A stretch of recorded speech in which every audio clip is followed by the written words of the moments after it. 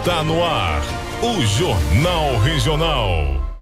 Estamos chegando com a edição de segunda-feira do nosso Jornal Regional, iniciando mais uma semana de notícias das cidades e do país. Vamos às manchetes de hoje. Blogueiro de Magé morre após dias internado em hospital de Saracuruna, no município de Duque de Caxias. Homem é preso acusado de abusar sexualmente do próprio filho em Rio das Ostras. Após licitação da água e esgoto, Teresópolis agora espera os próximos passos na justiça. Guapimirim realiza o encerramento do segundo encontro de guardas municipais. Estas e outras notícias das cidades do país, plantão policial, previsão do tempo e esporte, agora no Jornal Regional. Iniciamos mais uma semana de notícias, trazendo para você o giro de informações pelos municípios. E a gente começa por Teresópolis. Como falamos na edição anterior, a cidade teve na sexta-feira pela manhã a realização da sua licitação para a concessão de água e esgoto, vencida pela empresa Águas do Rio. Na parte da tarde, a Prefeitura divulgou uma nota com algumas informações sobre o andamento do certame. A gente traz o momento em que foi decretada a vitória da Águas do Rio como única empresa que se apresentou e devidamente credenciada. Prezados, a Comissão Permanente de Licitação analisou a documentação juntamente com a Comissão Técnica e a empresa Águas do Brasil SPS 5, Sociedade Anônima, foi declarada habilitada e, portanto, vencedora da concorrência pública 2 de 23. Vamos só encerrar, lavrar ato para que todos possamos assinar. Oportunizo agora, caso haja interesse, de intenção de recurso. Os representantes têm algo a se manifestar? Tendo em vista que os representantes apresentaram um interesse de renunciar ao prazo recursal, encerramos a sessão, lavaremos a ata para que a comissão de avaliação, junto com a comissão permanente de licitação e a comissão técnica, assinem a ata. Já agradeço agora a presença de todos e vamos encerrar essa concorrência, agradecendo a presença de todos os presentes. Obrigado. Segundo a nota da Prefeitura, a concessão dos serviços de tratamento e distribuição de água, coleta e tratamento de esgoto teve como vencedor o Grupo Águas do Brasil. Falamos inicialmente Águas do Rio, mas na verdade é o mesmo grupo, que diz ainda a nota da Prefeitura, com ampla publicidade em veículos locais e nacionais. O certame foi transmitido ao vivo pelo canal oficial da Prefeitura. A população será beneficiada diretamente com redução de tarifa de água em 10% no ato da assinatura do contrato e ampliação da base da tarifa social, que é aquela tarifa menor para as pessoas mais carentes. Outras informações da nota da Prefeitura, é bom deixar claro, é que o contrato de 25 anos prevê investimentos de mais de 915 milhões de reais em obras e infraestrutura, com um total de mais de 49 milhões do Fundo de Manutenção, Rotação e Preservação de Nascentes. Vale lembrar que o município será contemplado como outorga de 306 milhões de reais, que serão utilizados prioritariamente para realizar investimentos em saúde e educação e em obras de infraestrutura urbana e turística. Bom, essa questão da água e esgoto ainda promete novos capítulos, porque existem algumas ações na Justiça questionando o processo licitatório. Mas também há um entendimento que, a partir do momento em que o Tribunal de Justiça não suspendeu ou cancelou novamente a audiência da licitação, a perspectiva de reverter o quadro fica um pouco mais difícil. O Teresopolitano em si espera que, com a nova concessão, o que aconteça seja a melhoria do atendimento e que a tarifa não suba, porque esse tem sido um frequente em vários municípios que terceirizaram ou privatizaram a água. Vamos esperar o que ocorrerá em Teresópolis. Mas essa novela ainda terá alguns outros capítulos. Por falar em água em Teresópolis, a Secretaria de Saúde divulgou o resultado microbiológico dos exames das amostras coletadas e analisadas pelo Laboratório Bacteriológico de Análise de Água para Consumo Humano. Você vê na imagem a situação das 13 fontes da cidade, sendo que estavam impróprias para consumo a fonte Brahma, a João Raposo na Tijuca, a Sete Tanques na Tijuca e Taumaturgo.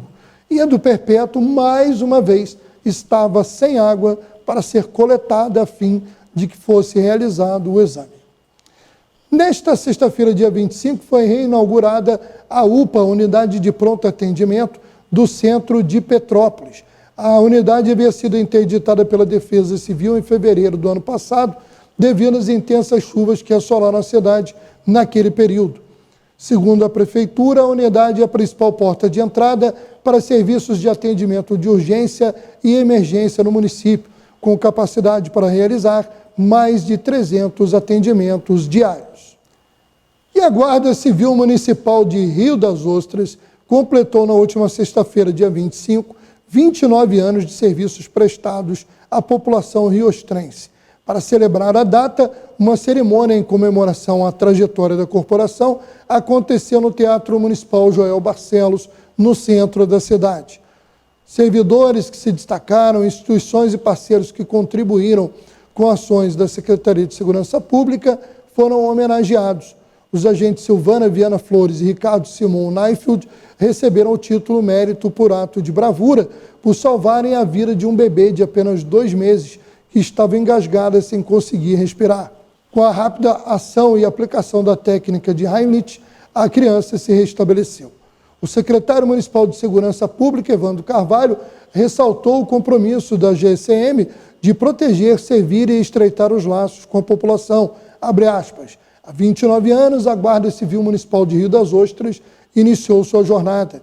Neste aniversário, é importante lembrar das dificuldades, mas é essencial lembrar das conquistas alcançadas e desafios superados, e que nos próximos anos tenhamos ainda mais momentos de celebração, gratidão, reconhecimento e conquistas. Parabenizo todos os agentes pelos 29 anos de serviços prestados e agradeço a cada um pelo seu empenho e dedicação, afirmou o secretário. O município de Macaé realizou no final de semana a sua 4ª Conferência de Juventude na cidade universitária. Os direitos dispostos no Estatuto da Juventude foram a base para a discussão coletiva do evento, que começou na sexta-feira, dia 25, e seguiu durante todo o sábado, dia 26, com plenárias e escolha dos delegados que representarão Macaé na Conferência Estadual no mês de outubro. A Secretaria de Estado do Ambiente e Sustentabilidade e o INEA, Instituto Estadual do Ambiente, realizaram na manhã do dia 25 a demolição de uma construção irregular de cerca de 260 metros quadrados, inserida dentro do território do Refúgio de Vida Silvestre Estadual da Serra da Estrela, em Magé, a partir da detecção de supressão de vegetação por meio do Programa de Monitoramento Olho no Verde. Os agentes dos órgãos ambientais estaduais promoveram a demolição sumária da obra, além da remoção do material do local.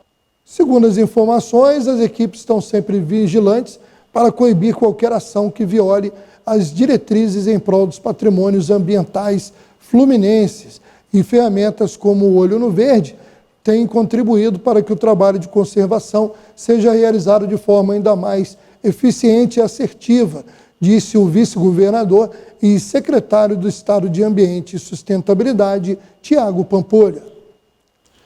Bom, sobre a unidade de conservação, o Refúgio de Vida Silvestre Estadual da Serra da Estrela, que fica na região serrana, é uma das unidades de conservação mais recentes criadas no estado do Rio de Janeiro e responsável por formar um corredor ecológico entre 2 grandes unidades de conservação federal, a Reserva Biológica do Tinguá e o Parque Nacional da Serra dos Órgãos.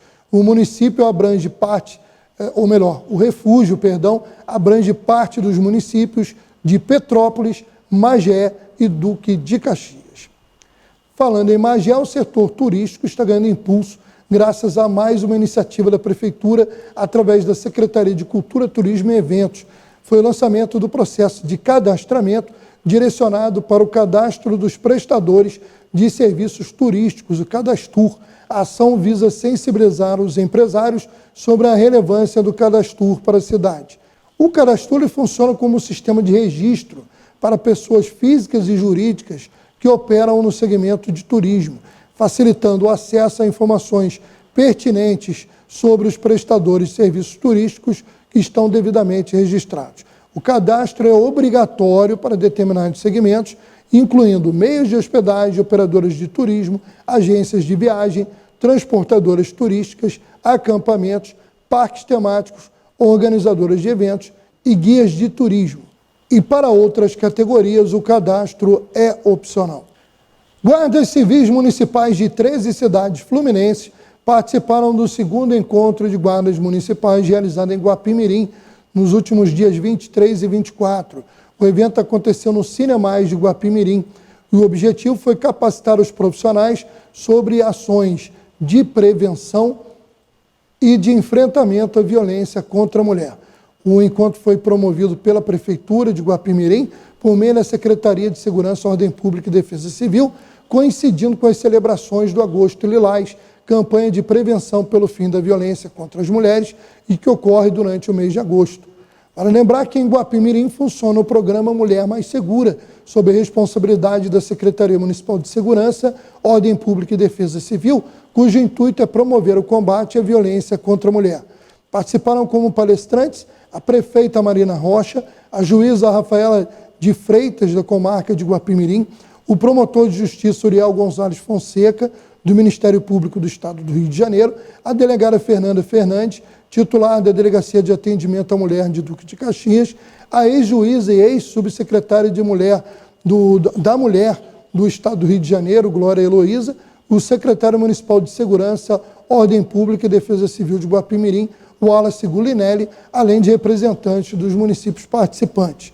Estavam lá integrantes de guardas municipais dos municípios de Belfor Roxo, Guapimirim, Itaboraí, Macuco, Mangaratiba, Magé, Niterói, Porto Real, Rio Bonito, Rio das Ostras, São Pedro da Aldeia, Sapucaia e Sumidouro. Bom, agora a gente vai trazer uma participação da deputada estadual Dani Monteiro. Ela visitou Teresópolis no último final de semana e, entre seus compromissos, ela participou do programa Cidade Agora, na TV Cidade Canal 9, que é parceira aqui da TV Arte HD e Rede TV+. Ela falou sobre variados temas e a gente vai conferir um trecho da entrevista, lembrando que o programa Cidade Agora na íntegra pode ser conferido nas redes sociais da TV Cidade Canal 9. Vamos conferir. A gente está falando de políticas e eu friso sempre, Maurício. Lá na LERJ eu sou uma deputada de oposição, mas eu tenho extremo diálogo com a base do governo e eu friso muito que tem muito o que fazer de políticas de baixo custo orçamentário e alto impacto social. Então não é sobre obras faraônicas, não é sobre grandes e profundas mudanças, mas a gente precisa de políticas públicas pontuais e direcionadas. Quando a gente fala dos pequenos produtores da cidade, por exemplo, que é um outro grupo que eu vou dialogar aqui ao longo desses dias, a gente está falando de políticas de incentivo, de acesso, né, a reduções de ICMS em algumas transações. A gente está falando da possibilidade de linha de crédito através da AG Rio. A gente está falando de políticas que valorizem a produção desse pequeno produtor rural e, essencialmente, também o que o Estado precisa prover, e aí município nenhum tem possibilidade de sozinho construir, é que toda a mercadoria que é produzida, ela precisa de local de escoamento. Então, precisa ter uma política pública de capilarização e distribuição desses alimentos. Então, não é só chegar no Ceasa, que é o grande centro de abastecimento estadual, mas é chegar no pequeno hortifruti. O pequeno produtor é o alimento que chega para o trabalhador da cidade, é o que o pequeno produtor produz no campo. No Supremo Tribunal Federal, 5 ministros votaram pela descriminalização do porte de maconha para uso pessoal. O julgamento foi suspenso e ainda não há data para a retomada do caso. Confira mais detalhes. O ministro André Mendonça pediu mais tempo para analisar o tema. O placar atual está em 5-1 para que o porte de maconha para consumo pessoal deixe de ser crime. 5 ministros ainda não votaram. Apesar disso, o plenário já formou maioria para estabelecer um critério que diferencie usuário de traficante de maconha. As quantidades limite ainda estão sendo analisadas. Há propostas que variam entre 25 e 60 gramas ou 6 plantas fêmeas de cannabis. Há ainda sugestões de que o Congresso Nacional fique responsável por estabelecer essa quantidade mínima. Os 5 votos pela descriminalização foram dados pelos ministros Gilmar Mendes, Edson Fachin, Luiz Roberto Barroso, Alexandre de Moraes e pela presidente da Corte, Rosa Weber. Já o ministro Cristiano Zanin votou contra, mas defendeu que deve haver uma quantidade mínima para separar criminalmente o usuário do traficante. Rosa Weber decidiu adiantar o voto sobre a questão após Mendonça pedir a suspensão do julgamento. A ministra vai se aposentar no mês que vem e não deve participar da retomada do caso. Ela disse que a manutenção da criminalização do porte da maconha é desproporcional e atinge a vida privada dos usuários. A ministra ainda citou que a corte não está estimulando o consumo de drogas. Nós vamos agora a um rápido intervalo. Na volta, outras notícias das cidades, previsão do tempo, plantão policial e muito mais. Em instantes. Para você, lata. Para ele, casa. Para você, pneu usado. Para ele, academia. Para você, garrafa. Para ele, maternidade. O que para você é lixo, para o mosquito da dengue é um luxo. Deixe seu quintal sempre limpo e acabe com as mordomias do Aedes aegypti. Chegando para o segundo bloco do nosso Jornal Regional e vamos a mais um giro de informações pelos municípios. A Prefeitura de Magé, através da Secretaria de Desenvolvimento Econômico, está realizando cadastros no programa Age Rio, voltado especialmente para os microempreendedores individuais. O programa conta com agentes de microcréditos para auxiliar os interessados. Gustavo Cozzolino, secretário de Desenvolvimento Econômico, destacou a relevância da iniciativa. Segundo ele, é uma ótima oportunidade para empreendedores que estão em busca de financiamento para expandir seus negócios. O objetivo do programa é fomentar a atividade dos microempreendedores e contribuir para o aumento da renda da população local. Segundo a Secretaria de Desenvolvimento Econômico, uma das maiores vantagens do programa é a possibilidade de obtenção de empréstimos com taxas de juros de apenas 0,25% ao mês. Além disso, o programa oferece um período de carência de até 12 meses, durante o qual os empreendedores não são obrigados a iniciar os pagamentos das prestações do empréstimo. Isso permite que o empresário tenha tempo para investir os recursos adquiridos em seu negócio antes de iniciar as devoluções. O prazo para a quitação do empréstimo é de até 24 meses e mais detalhes você confere nas redes sociais da Prefeitura. Bom, a gente agora vai para a região de Rio das Ostras trazer uma matéria bem diferente aí com o Adriano Pereira, do portal Cidade 24 Horas. É que o sítio Recanto das Uvas, em Cantagalo, na zona rural de Rio das Ostras, está aberto para visitação. A temporada da uva movimenta o local. Confira com o Adriano. Em sol de praia e sol vive o turismo de Rio das Ostras. A zona rural também é super importante para a cidade de Rio das Ostras, como a localidade de Cantagalo. Por aqui existe o sítio Recanto da Uva. A localidade de Cantagalo fica a cerca de 15 quilômetros do centro, com acesso por estradas pavimentadas. A localidade é conhecida como cultivo de uvas e pelo feijão.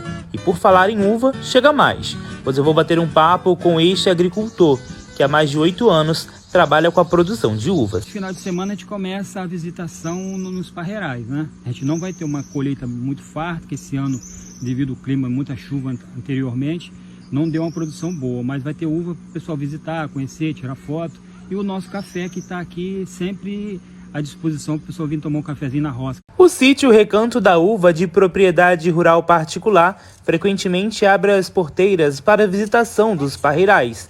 As parreiras ficam carregadas para que os visitantes possam colher uva direto do pé, como eu fiz durante a minha visita ao sítio. São 2 colheitas por ano, sempre meado do ano, né? E final do ano para o começo do ano seguinte. Então a gente sempre está trabalhando, porque a uva ela proporciona o trabalho o ano todo. Então nessas 2 colheitas a gente abre quando está perto, a gente tem as páginas lá do sítio e anuncia para as pessoas virem, né? Ó, já vai começar a colheita ou já vai abrir para o café. E nesses 2 períodos, sempre é julho, agosto e dezembro e janeiro, sempre a gente tem a possibilidade das pessoas virem nos visitar e prestigiar aí a maravilha que é a videira, né? Momento agora de conferirmos a previsão do tempo, do clima-tempo para a região sudeste. Nesta segunda-feira, a condição sobre o sudeste do país ainda deve ser de chuva expressiva entre o estado de São Paulo, Rio de Janeiro e zona da Mata Mineira, assim como o Vale do Rio Doce. A chuva ocorre com alto volume acumulado, acompanhada de rajadas de vento e também descargas elétricas. Já em relação ao oeste e norte do estado de São Paulo, áreas do Triângulo Mineiro, assim como boa parte do sul de Minas Gerais, tempo firme volta a se estabelecer.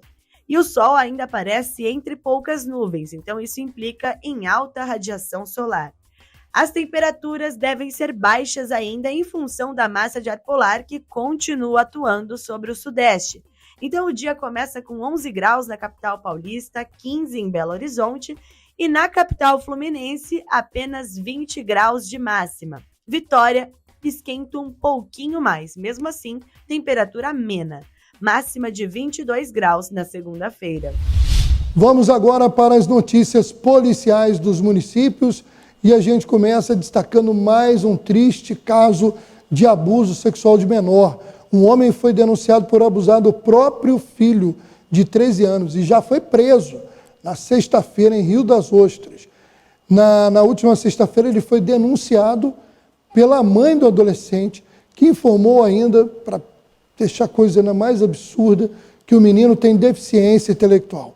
O garoto também disse à polícia que os abusos aconteciam há mais tempo.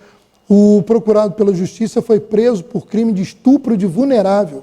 Os policiais civis, sob a orientação do delegado titular da 128ª DP, foram acionados pela mãe do garoto na sexta-feira, dia 25, quando ela disse ter flagrado o autor do crime praticando sexo oral em seu filho.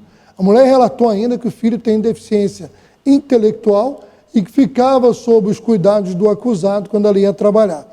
O adolescente relatou que já sofria os abusos há algum tempo, mas nunca falou, pois o homem ameaçava que mataria a mãe do adolescente.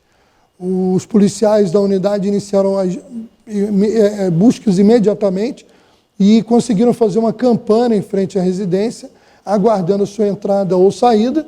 Na manhã de sexta-feira, foi observada movimentação na residência, onde ele foi localizado e preso, ficando à disposição da Justiça e do sistema prisional. A gente fica até abismado de ter que trazer esse tipo de notícia, né?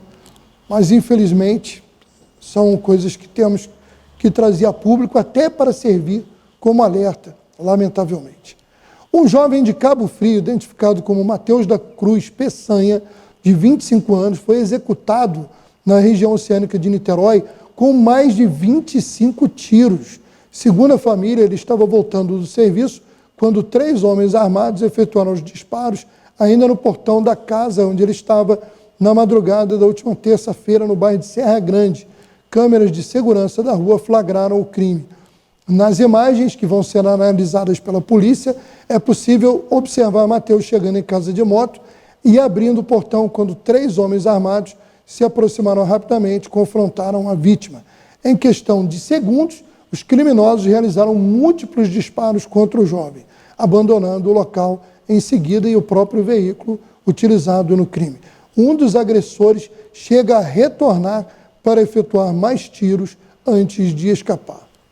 Policiais civis da Delegacia Especializada no Atendimento à Pessoa da Terceira Idade desarticularam uma quadrilha especializada em aplicar golpes de falsas transações de crédito contra idosos. Durante a ação, as equipes interditaram um call center clandestino que funcionava na Vila da Penha, zona norte da capital fluminense. 4 pessoas foram presas em flagrante. Com base em investigações do setor de inteligência, os agentes foram até a Avenida Vicente de Carvalho, onde localizaram os criminosos em plena atividade. Eles se faziam passar por correspondentes de instituições oficiais e ofereciam as transações fraudulentas. Entre os presos tinha uma mulher com mais de 30 registros na condição de autor em crimes da mesma natureza. Todos foram autuados por organização criminosa.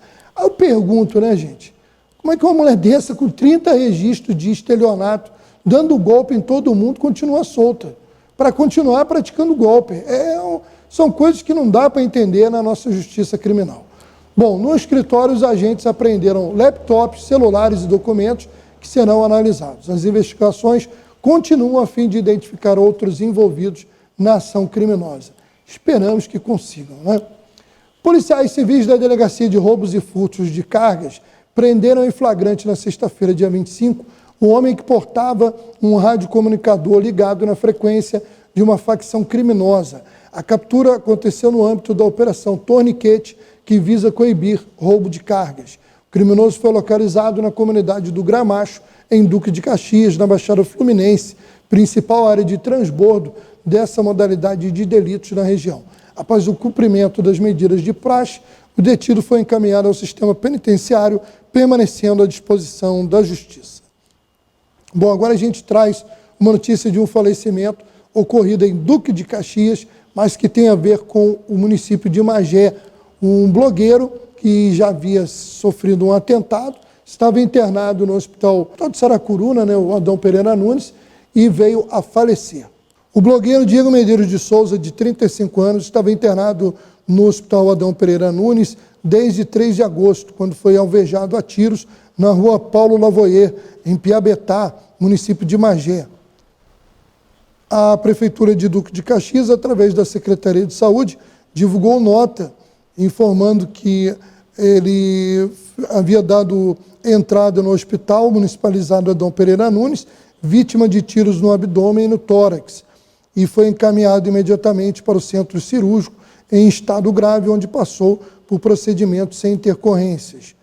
Nesse período de internação, no entanto, ele não apresentou melhora no seu quadro e às 23h30 do sábado, dia 26, veio a ter uma parada cardíaca, tentou-se manobra de ressuscitação, mas não foi possível e ele veio a falecer já na madrugada de domingo.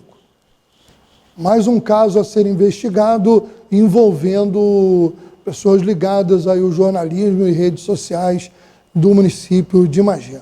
Vamos falar agora de um acidente grave ocorrido no início dessa semana e você confere imagens.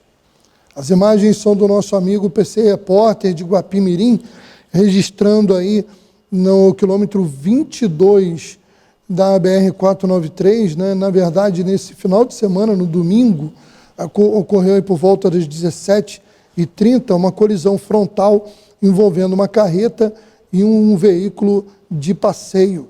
3 pessoas morreram no local e 2 foram socorridas com lesões graves. A Polícia Rodoviária Federal esteve no local. A BR-493, que segue sendo uma rodovia muito perigosa, né? Apesar das obras sendo retomadas, de alguma coisa ter melhorado, mas infelizmente ainda é uma estrada que exige muita atenção e cuidado de todos que por ali trafegam. A gente vai chegando ao final desta edição, lembrando que o Esporte Mais traz para você informações esportivas das cidades, dos times do Rio, dos grandes e dos pequenos, e também aí, né, atualizando as competições internacionais. Fique ligado no nosso Esporte Mais. Inclusive, aproveito para mandar um abraço para o Flávio Lopes, o Flávio Cruz, que foi campeão, ele que é de Magé, e foi campeão como treinador lá em Hanoi, no Vietnã, né? Ele treinou a equipe da cidade de Hanoi, que foi campeã vietnamita. E em breve vai participar conosco aí do Esporte Mais. Obrigado à nossa equipe técnica e a você que nos acompanhou mais uma vez nos canais e plataformas que transmitem o Jornal Regional. Abraço, até o próximo.